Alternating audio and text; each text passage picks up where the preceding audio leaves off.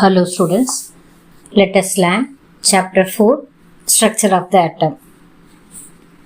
In this chapter, we are going to discuss the following: introduction, charged particles in matter, discovery of electron, proton and neutron, structure of an atom, 3 proposed models of an atom: J.J. Thomson's model, Rutherford's model and Niels Bohr's model. How are electrons distributed in various shells? Valency, atomic number, mass number, isotopes and isobars. Introduction. In the previous chapter, we have studied about the Dalton's atomic theory, which states that atom is the smallest particle of any substance and is further indivisible. Dalton's atomic theory was able to explain the law of conservation of mass and law of constant proportion, that is, laws of chemical combination. But it could not explain the cause of some chemical reactions, like ionic reactions, in which only ions can take part or transfer of ions takes place. It also could not explain why the atoms of different elements differ from each other and why the atoms combine to form molecules. Till the end of 19th century, scientists could not explain the exact structure and important properties of an atom. Later on, the structure of atom was explained by the scientists on the basis of various experiments. Some other phenomena also point out towards divisibility of the atom. For example, why do different bodies become charged on rubbing?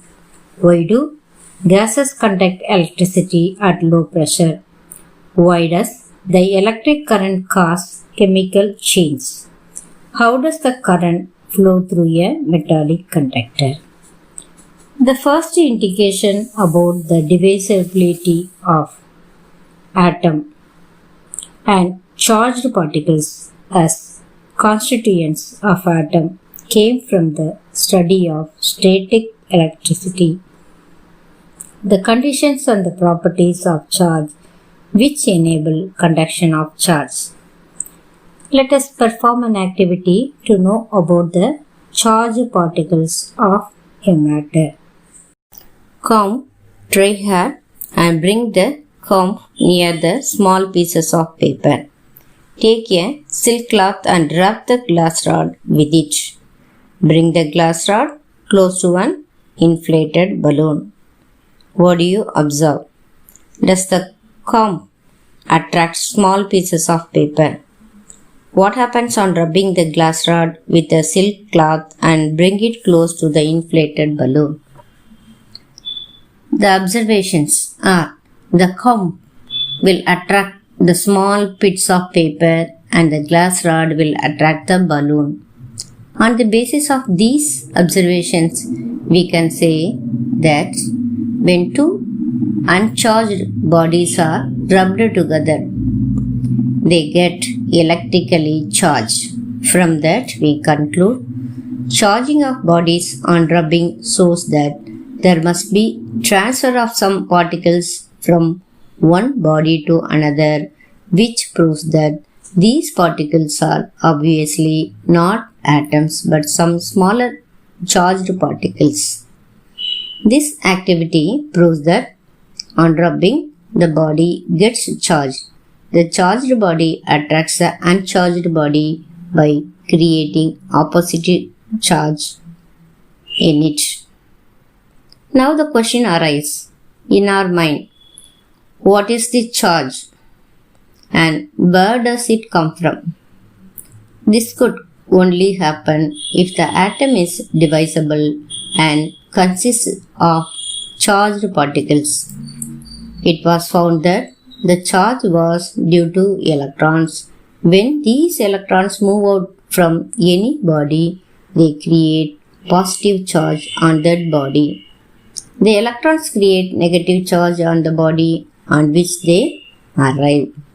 Discovery of electron and cathode rays. The electron was discovered by Sir J. J. Thomson in the year 1897 during a detailed study of cathode rays in his discharge tube experiment. Let us learn what is discharge tube. Discharge tube is a cylindrical glass tube about 60 cm long in which electric current can pass through gases under very low pressure. William Crookes, a British scientist, in 1879 discovered that gases are ordinarily poor conductor of electricity even when electric potential of about 10,000 volts was applied. But gases start conducting electricity when the pressure inside the discharge tube reduces gradually. A discharge tube has following components. The glass tube, which has both the ends shielded. Two circular metal plates as electrodes. The positively charged electrode is known as anode and the negatively charged electrode is known as cathode. Side tube fitted with stopcock which can be connected to the vacuum pump to remove the air and to develop low pressure. A source of high voltage connected to the both electrodes. The common examples of discharge tubes are X-ray tube, CFL, picture tube of the TV and electric tube lights. Experiment conducted by J. J. Thomson. J. J. Thomson connected the electrodes of discharge tube to a source of high voltage. An induction coil or any other source of high voltage was used for this purpose. The discharge tube was attached to vacuum pump through which air pressure was reduced. Therefore, the tube was filled with air or some other gas and 10,000 volts potential was applied on it, taking normal pressure. Being poor conductor of electricity, no current flowed through air, even when a high voltage was applied through it. Air pressure was reduced to 1 mm of Hg mercury by using a vacuum pump, due to which the electricity started flowing. As a result, the tube started glowing. On further reduction of pressure up to 0.001 mm of mercury, the wall opposite to the cathode started glowing with a faint greenish light called fluorescence, which occurs due to collision of invisible rays on the wall of the tube. These rays are called cathode rays. They are negatively charged particles. Experiment conducted by Goldstein. Eugen Goldstein used a discharge tube having perforated cathode to produce anode rays. When the tube was connected to about 10,000 voltage source, very dim luminous rays were seen extending from the holes of the perforated cathode. Perforated means the holes. These rays were moving exactly opposite to the cathode rays.